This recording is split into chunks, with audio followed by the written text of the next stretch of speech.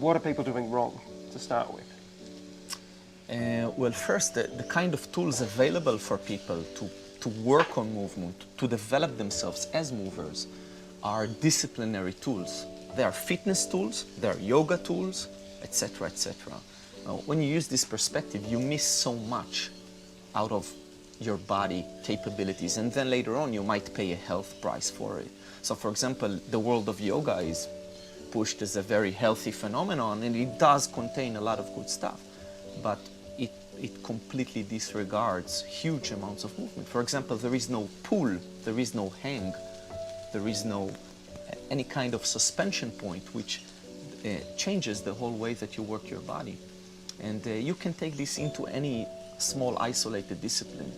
But the movement approach kind of moves you a little bit backwards and widen the spectrum, where you observe what kind of possibilities the body has and explore them, develop yourself as a mover and then as a specialist. So I coined a phrase that goes Homo sapiens first, Homo motus, the mover, second, Homo specialitas, third.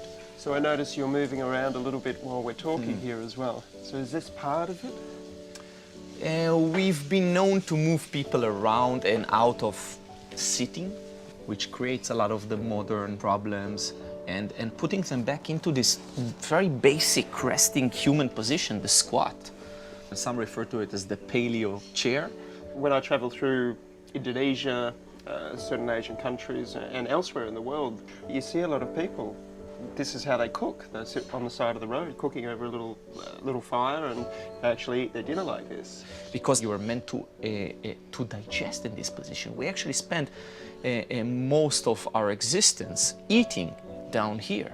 You don't eat up standing so much, and definitely not lying down. Sitting was not very common until in the 15th century they started to promote the back-supported chairs in Europe. So we've issued this challenge, the squat challenge, where we had a huge participation of 14,000 people from around the world.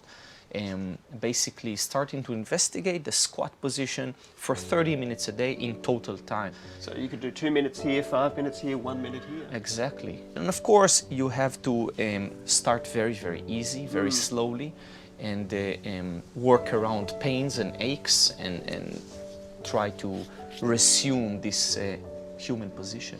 I've noticed you talking about hanging. Why is it so important, and what's the best way to do it? Hanging is another very important function. And if you look at our shoulder girdle, it's designed to hang, to swing, to brachiate, to pull and climb as well. So that's something else that I've been promoting for many, many years. Over 10 years I've been talking about hanging and making my students hang regularly and investigate it. First, you have to establish some anchor points. It can be the top of a door that you can put a towel on and just stretch yourself out and spend maybe 30 minutes at a time in the beginning. With time, you'll start to notice you're actually craving that sensation. And your body knows best. As long as you introduce the right taste, like we're doing with the food, the body actually starts to develop these cravings. We are actually regaining or resuming those basic functions, making sure you can squat, you can move in proper gait, hanging and opening the shoulders, just moving around regularly. For people sitting at home that aren't confident in their own abilities to be able to, or not sure where to start, what are some basic tips for people that you can give? First, thinking about bringing life through movement to any section that is deprived from it. So if it's knees and hips and ankles, just regaining that squat position would be a big thing. For more the shoulders, elbows and wrists and grip, which is super important. With the hands we manipulate.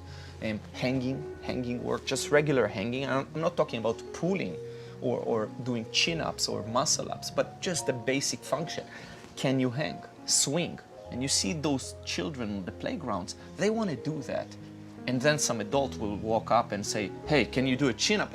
They're not interested in pulling themselves up. They want to swing, brachiate. They use the monkey bars. Touching the floor is another big thing. We don't touch the floor anymore. When was the last time your father touched the floor, or my father? It's not a very common thing. So by touching the floor, you'll start to regain a lot of functions. You must live close to the floor, as we've been living for 2 million years, and start to unravel again. What advice would you give to children? Children don't need much advice, and that's something that I learned from my mother, is actually the inner voice of a child should not be hidden, squashed aside, overcasted by the voices of the parents, the teachers, the surrounding environment. So many times it's actually stepping out of his way or her way to allow the natural instincts to lead. And if a child wants to hang off of a bar, many times we step in there and say, no, be careful, or we direct in a specific way. But actually, those instincts are perfect, and they're doing what they're supposed to do. So if I'm sitting here and we're talking together and I start to feel my spine starts to spend too much time in this position, I'll just, by awareness, I'll start to move around just a little bit, maybe waving like this, scooping under, or assuming some motions or rotations. That awareness can only be developed again into what it should have been, like a child fidgeting around in his seat, if we create the definitions for it, the terminology for it. And a lot of the stuff that we're doing with children in schools is we're killing those instincts. So when a child will move around or his attention will drift around, that is actually what it's supposed to do. And we bring it back into focus. But by doing that, we're also killing something very pure, very important.